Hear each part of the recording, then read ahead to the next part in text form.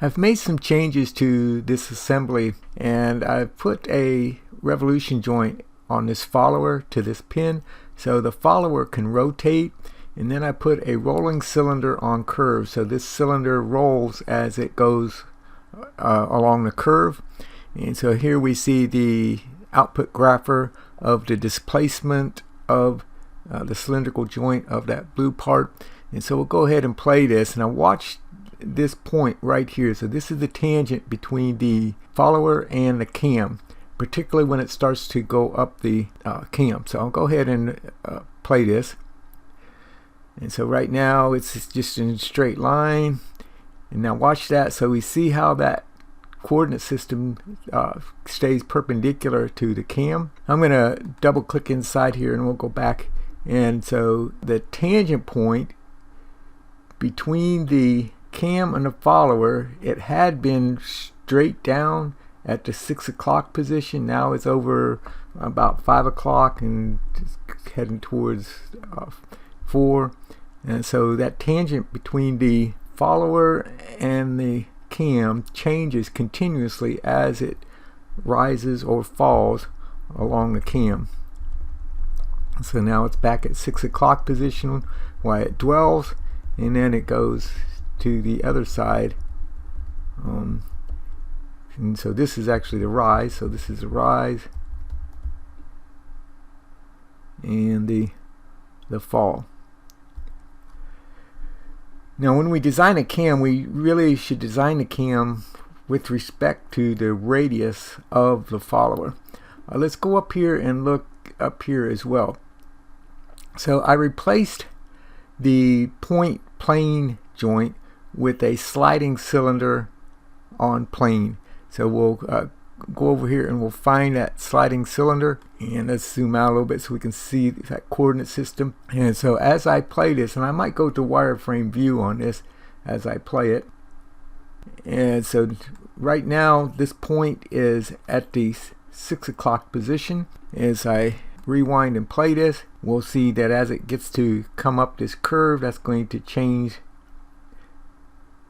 So that point comes up off of this plane. The tangent though of the follower follows along here to keep it tangent to the plane, and it does the same thing over here on this side. So I'm going to go back into an area where the curve is transitioning, and let's play that over. And in here it's going to start transitioning. So it starts transitioning, and it's pushing that valve down. Notice, so here was the 6 o'clock position, that point was over here. Now it's moved up here, but the tangent is maintained between the follower and the top of that valve. So let's look a little bit more at how I set this up. So I'm going to go back to shaded view, and so I added a spring on here, a spring force, to make sure that that pushes that valve and up and holds it tight against the follower. And then on this, rather than use the sphere, I put a surface body in here, the radius of that sphere, so that I could use that as a cylinder for a rolling cylinder on plane. And because, or sliding, in this case it's a sliding cylinder, because it's staying in that same plane from the side, we can use this tangent of the cylinder rather than the sphere itself.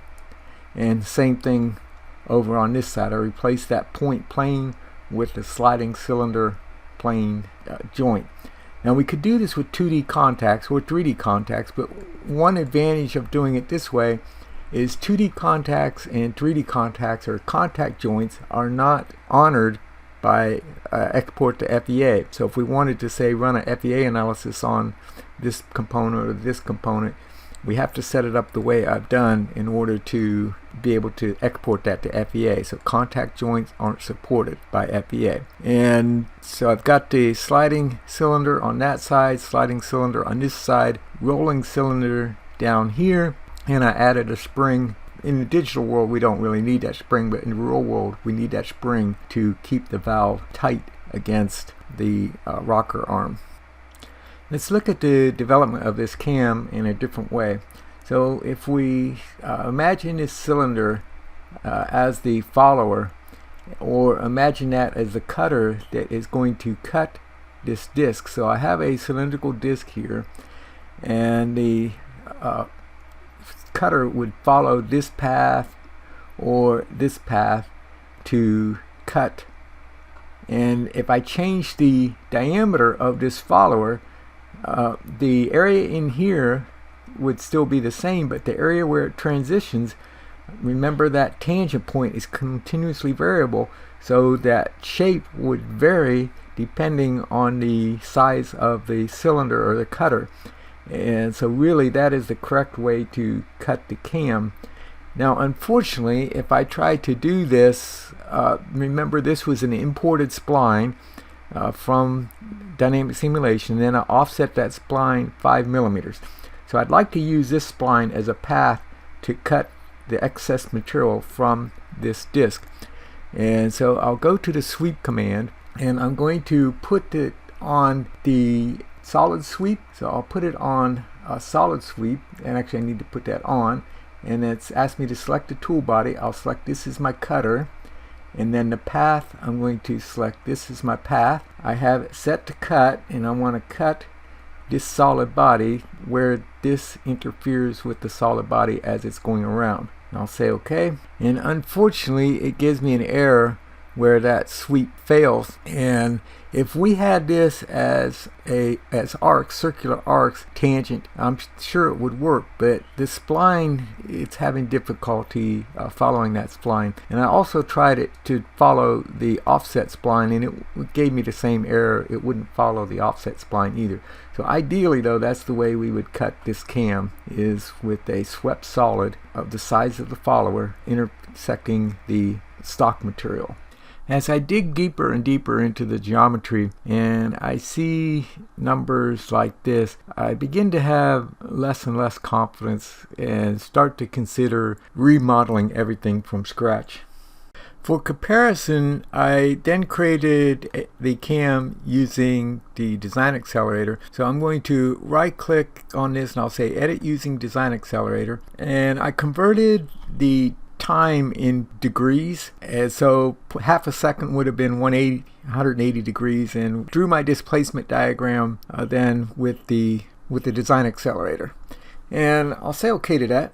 Then I will run my dynamic simulation with this new cam. So I'll go to environments, dynamic simulation, and I will first verify that I have turned off the input on the enable and pose motion for the shaft, so it's no longer being driven by this input grapher, but is now being driven by the cam. And I put a sliding cylinder on curve between this circle, so I welded these parts back together and put a sliding cylinder joint between those. And then I'll play this, and of course it gives us the warning that we have this blue shaft fixed in such a way that it can't rotate it, it can only translate.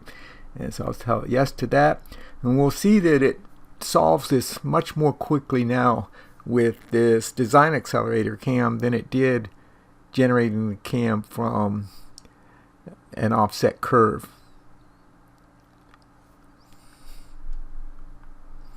And if we look at the output grapher, and we see, the reproduction of a curve, now there's a little bit of noise right in here. Might need to examine that.